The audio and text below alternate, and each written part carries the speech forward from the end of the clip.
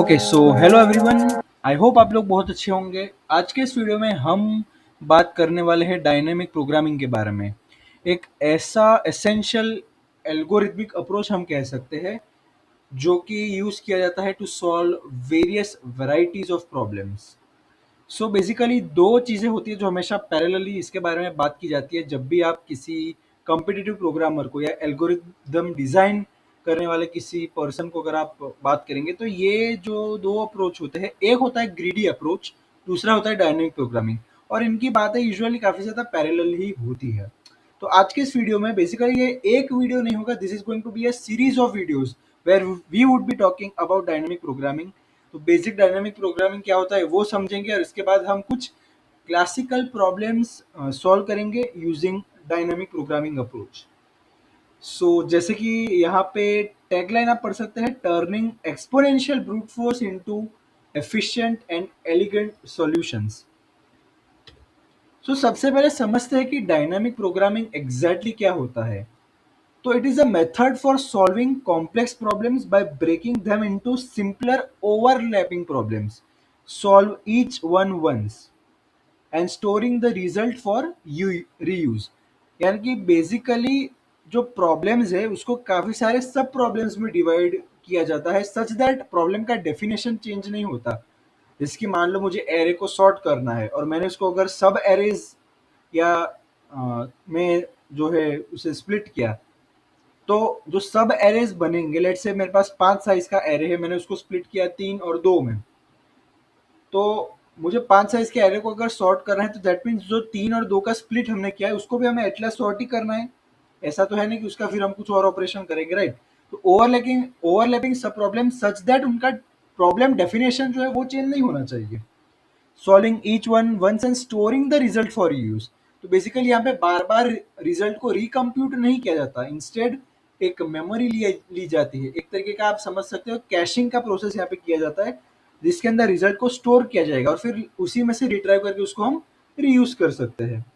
So instead of recomputing the same work again and again, dynamic programming जिसको short form में DP कहा जाता है, DP trades memory for speed, remember answers instead of rederiving them.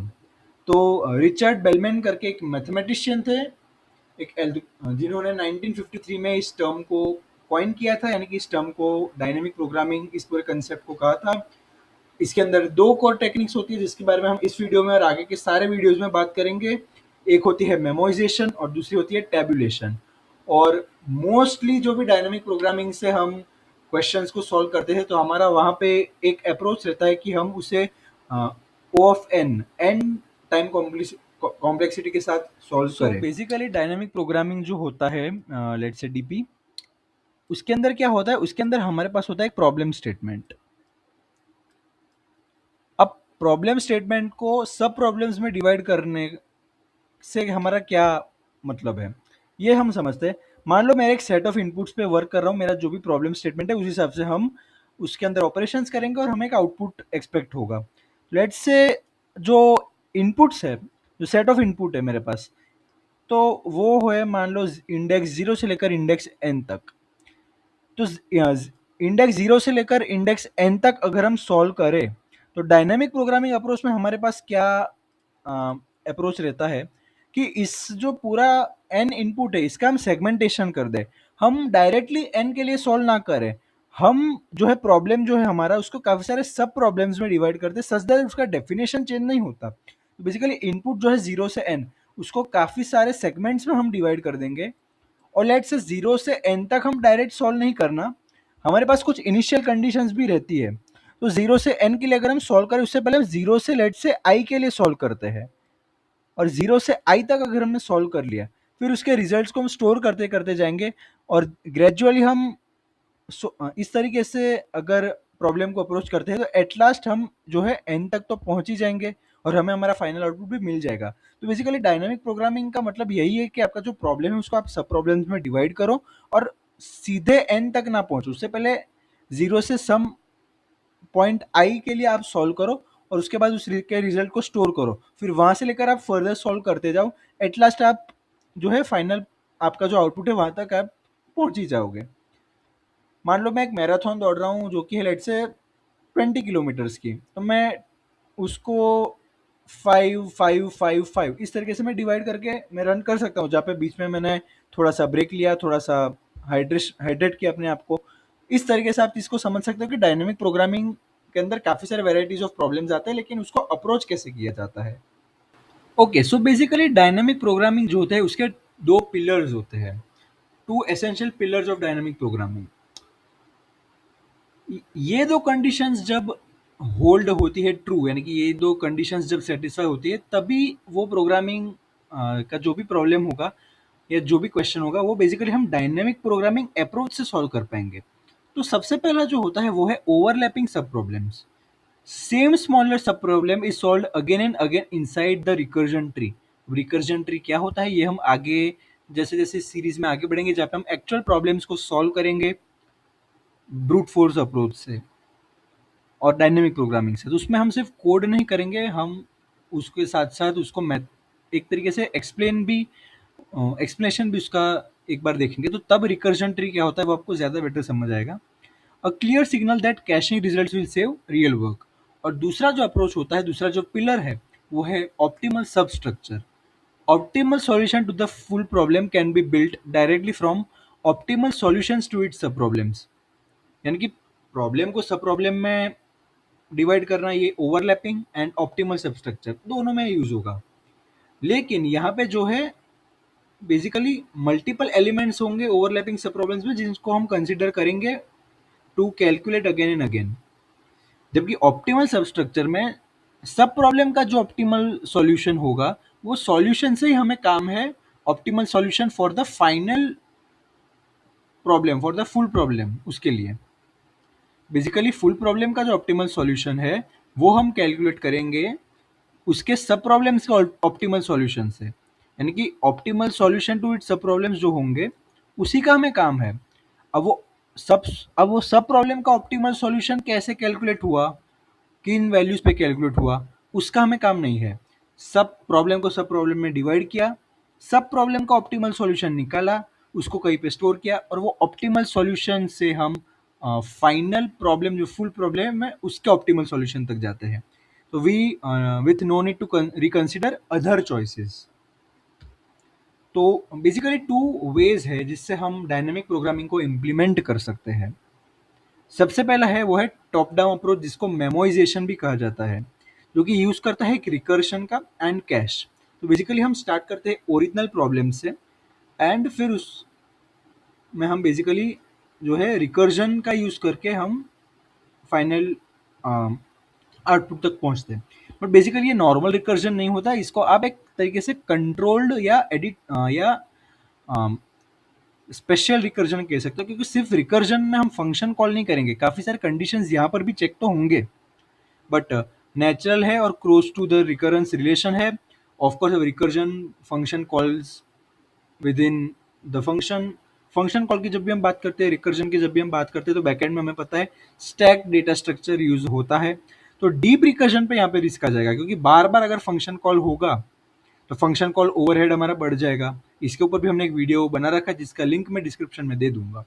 लेकिन बार बार अगर function call होगा तो stack जो है बार बार उसके अंदर ऑपरेशंस जो है बढ़ जाएंगे, पुश पॉप जो भी होता है। सो बेसिकली जो है प्रोग्रामिंग का एग्जीक्यूशन टाइम बढ़ जाएगा यहाँ पे। Sparse state spaces and quick prototyping के लिए top down memorisation approach best रहता है। अब स्टेट स्पेस क्या होता है, इसके ऊपर हम अपने आप में एक डिटेल्ड वीडियो बना सकते हैं, जो कि हम बनाएंगे अपकमिंग सीरीज के इस सीरीज के अंदर, अपकमिंग वीडियोज में। And it is going to be a really interesting series, I am telling. Next रहता है हमारा बॉटम अप अप्रोच, जिसको हम टेबुलेशन मेथड कहते हैं। बेसिकली ये दो अप्रोच है to implement the dynamic programming. तो बेसिकली ये होता है iterative and fills a table.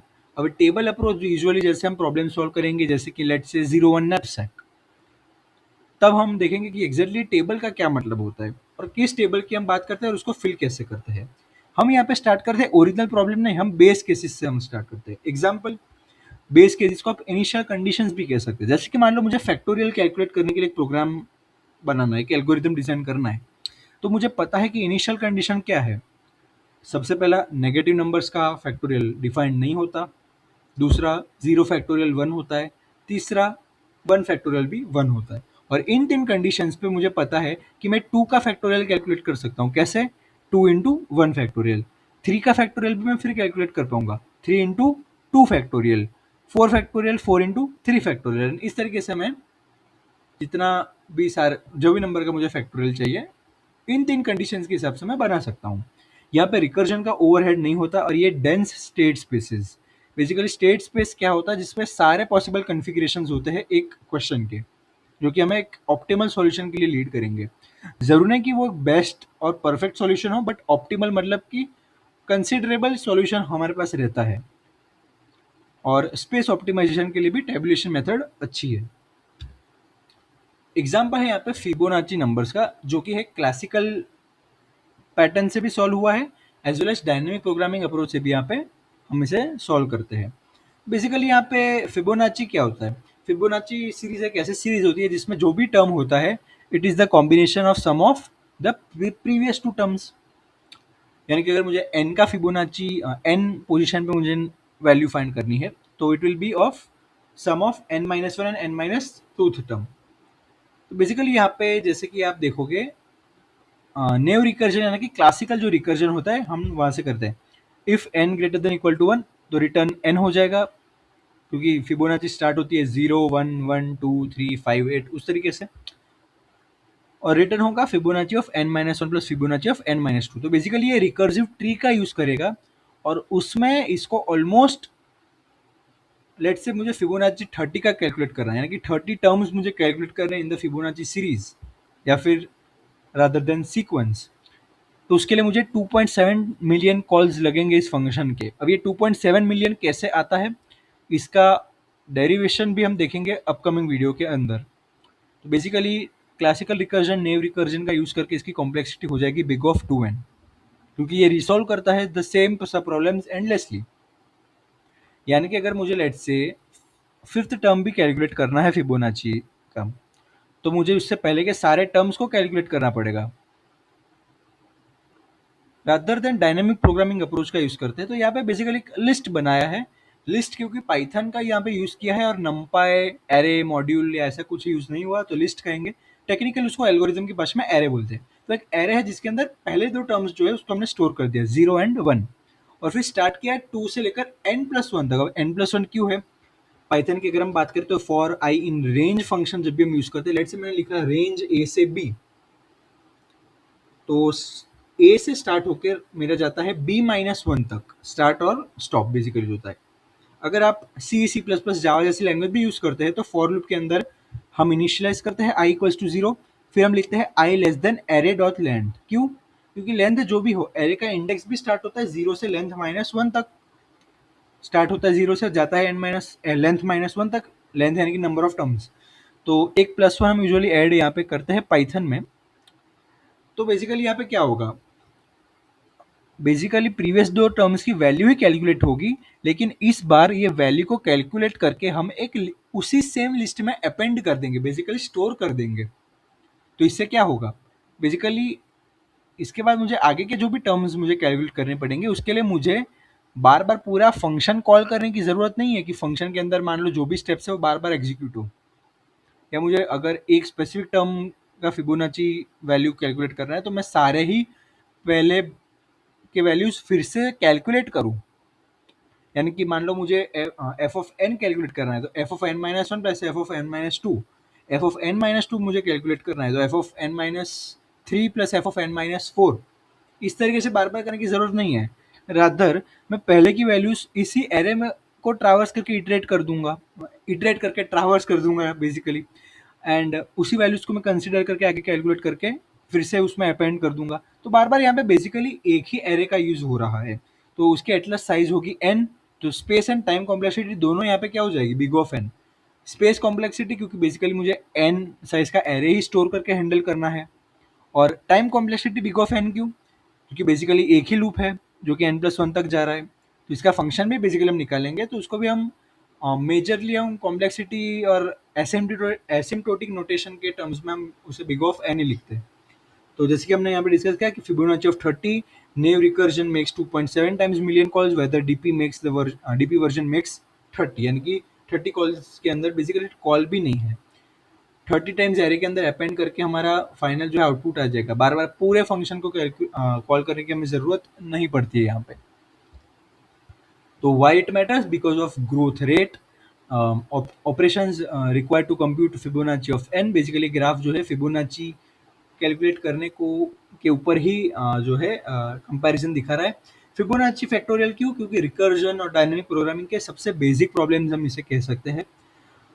तो naive recursion versus dynamic programming, orange line जो है वो है नेव रिकर्जन की, जहाँ पे आप देख सकते हैं कि एक्सपोनेंशियली यहाँ पे जो है ग्रो हो रहा है। अगर आप वैल्यूज कंपेयर करोगे इनपुट वर्सेस ऑपरेशंस की, और डायनेमिक प्रोग्रामिंग जो है वो नियर हमें एक स्ट्रेट लाइन दे रहा है, बिग ऑफ एन।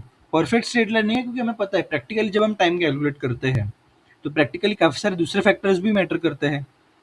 लाइक ये प्रोग्रामिंग तो बिग ऑफ एन लेगा प्रैक्टिकली, लेकिन मेरे लैपटॉप में मान लो बहुत सारी दूसरी फाइल्स और हैवी ऑपरेशंस रन हो रहे हैं, मान लो वीडियो एडिट हो रहा है, गेम चल रही है, तो वो प्रैक्टिकली तो अफेक्ट करता है। तो इसलिए प्रैक्टिकली हम परफेक्ट लाइन स्ट्रेट लाइन नहीं बना सकते, उसको ऐसा थोड़ा सा उसके अंदर जो है डिविएशन रहता है। तो डायनामिक प्रोग्रामिंग का जैसे कि हमने डिस्कस किया, काफ़ी सारे सब प्रॉब्लम को सब प्रॉब्लम में तो डिवाइड करना ही है, बट काफ़ी सारे वेराइटी ऑफ प्रॉब्लम्स है जहाँ पे डायनामिक प्रोग्रामिंग अप्रोच हम यूज़ कर सकते हैं। जो best, one of the best और सबसे पहले किसी के भी दिमाग में जो डीपी के लिए जो वेराइटी ऑफ प्रॉब्लम आता है वो है 0 1 नैपसैक, जहाँ पे मैक्सिमाइज करते हैं हम किसी वैल्यू को अंडर अ वेट लिमिट। इसके बारे में भी हम बात करेंगे। उसके बाद आता है longest common sub sequence, coin change, edit distance, matrix chain multiplication and longest increasing सब सीक्वेंस। इसके साथ साथ और भी काफ़ी सारे हैं, जैसे कि tiling problem and grid problems. यहाँ पर भी डायनेमिक अप्रोच यूज होता है, जिसको हम आगे जाके सबसे जो लास्ट सेकंड लास्ट वाले जो वीडियोज होंगे उसके अंदर शायद इनको हम डिस्कस करेंगे। तो एक जनरलाइज्ड अप्रोच जो हर एक डायनामिक प्रोग्रामिंग के प्रॉब्लम को सॉल्व करने के लिए यूज होता है, कि क्या हम सब प्रॉब्लम्स को आइडेंटिफाई कर सकते हैं? Can this problem be broken into smaller version of itself? जैसे कि हमने कहा कि जब हम सब प्रॉब्लम को डिवाइड करते हैं तो जो एक्चुअल प्रॉब्लम का स्टेटमेंट है वो चेंज नहीं होना चाहिए। जैसे कि मान लो मैं 5 साइज का एरे लेता हूँ, उसको सॉर्ट करना है, तो मैंने उसको 3 एलिमेंट और 2 एलिमेंट में किया, तो स्प्लिट तो 3 एलिमेंट्स वाला जो एरे है उसको भी मैं एट लास्ट तो सॉर्ट ही करूंगा, 2 एलिमेंट वाले को भी मैं सॉर्ट ही करूंगा, और कोई ऑपरेशन नहीं होगा। शायद इसी वीडियो में सेम एग्जांपल हम पहले भी सेम टू सेम एक बार बात कर चुके हैं। डिफाइन द रिकरेंस, जैसे कि मैंने कहा कि हम एक रिकरेंस रिलेशन डिफाइन करते हैं, स्पेशली टैबुलेशन मेथड जब भी हम करते हैं तो वो जो अप्रोच यूज करेंगे उसके अंदर हम एक रिकरेंस रिलेशन डिफाइन करते हैं। और write how a solution relates to solutions of smaller sub problems. Basically dynamic programming को एक टफ अप्रोच भी माना जाता है, क्योंकि यहाँ पे ज़्यादातर डेटा स्ट्रक्चर नहीं है। जैसे कि मैं आपको कहूँ कि स्टैक का यूज़ करो, लिंक लिस्ट का यूज़ करो, तो आप एक विजुअलाइज भी कर सकते हो कि यहाँ पे लिंक लिस्ट ऐसे होता है, यहाँ पे नोड को इंसर्ट कर सकते हैं, लास्ट में इंसर्ट कर सकते हैं, ये वो। लेकिन डायनामिक प्रोग्रामिंग में आपको हैवी थिंकिंग लगती है, डीप लेवल की thinking as well as mathematical understanding and mathematical आपका जो थिंकिंग है वो भी बहुत ज़्यादा स्ट्रॉन्ग होना चाहिए, क्योंकि यहाँ पे बेसिकली आप एक रिकरेंस रिलेशन बना रहे हो, तो यहाँ पे मैथमेटिकल इंडक्शन का भी काफ़ी ज़्यादा यूज होता है। फिर सेट बेस केसेस, जैसे कि मैंने कहा फैक्टोरियल, अगेन फैक्टोरियल का मुझे प्रोग्राम लिखना है यूजिंग रिकर्जन, तो मैं base cases test initial conditions define करूंगा। अगर आपने थोड़ा सा भी रिकरेंस रिलेशन डिस्क्रीट मैथ्स पढ़ रखा है तो आपको पता होगा उसके अंदर इनिशियल कंडीशंस होती है, तो ये बेस केसेस का मतलब वही इनिशियल कंडीशंस होती है। फैक्टोरियल में जैसे कि 0 का फैक्टोरियल भी 1 होगा, 1 का फैक्टोरियल भी 1 होगा, और नंबर नेगेटिव नहीं होना चाहिए। तो ये मेरे कुछ बेस केसेस इनिशियल कंडीशंस है। फिर चूज द मेथड, मुझे टेबुलेशन करना है या मेमोइजेशन करना है, एंड लास्ट में ऑप्टिमाइज स्पेस, तो reduce the table to only need the states you still need, यानी कि जो चीज़ें मुझे नहीं यूज होने वाली, स्पेशली टेबुलेशन मेथड में जो वैल्यूज मेरी यूज नहीं होगी उसको हम डिस्कार्ड कर देंगे। जैसे कि हमने टेबुलेशन अप्रोच में देखा, optimal solution of final problem is solve using optimal solutions of सब प्रॉब्लम्स। तो मुझे एटलास्ट ऑप्टिमल सॉल्यूशन सब प्रॉब्लम का भी ऑप्टिमल सॉल्यूशन ही चाहिए, वो कैसे कैलकुलेट हुआ, किन वैल्यूज पे कैलकुलेट हुआ उसका मुझे ज़रूरत नहीं है, तो मैं उसको डिस्कार्ड कर सकता हूँ। Real world applications, bioinformatics में यूज होता है, navigation and logistics, finding shortest और cheapest routes across networks from GPS to delivery planning. Networking में भी जब हम राउटिंग पढ़ते हैं तो उसमें डायनेमिक राउटिंग में 2 अप्रोच आते हैं। एक है लिंक स्टेट एंड दूसरा डिस्टेंस वेक्टर राउटिंग। एग्ज़ैक्टली मुझे याद नहीं किसमें क्या यूज़ होता है। एक में जो है बेलमन-फोर्ड एल्गोरिथम यूज़ होता है एंड वो ग्रीडी है, और दूसरे में डिजिक्स्ट्रा एल्गोरिथम यूज़ होता है जो कि एक डायनामिक प्रोग्रामिंग अप्रोच है। फाइनेंस में यूज़ होता है portfolio optimisation and resource allocation under budget constraints, और AI and natural language processing, speech recognition, spell checking, sequence alignment models जो है हेवीली रिलाय करते हैं डायनामिक प्रोग्रामिंग के ऊपर।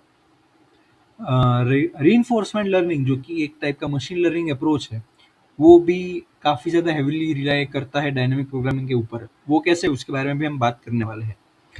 सो टिल हियर हमने काफ़ी डिस्कस किया about about dynamic programming and we are almost towards the end. तो थैंक यू सबसे पहले तो, and questions are welcome. Basically आप कमेंट आउट कर सकते हैं आपका क्वेश्चंस। साथ ही साथ जो हेल्प आपको बेसिकली क्वेरी के लिए कोई भी ईमेल हो तो आप ईमेल भी कर सकते हैं। तो लास्ट हम कंक्लूड करेंगे इस वीडियो को by saying if it has overlapping सब problems and optimal substructure, think dynamic programming.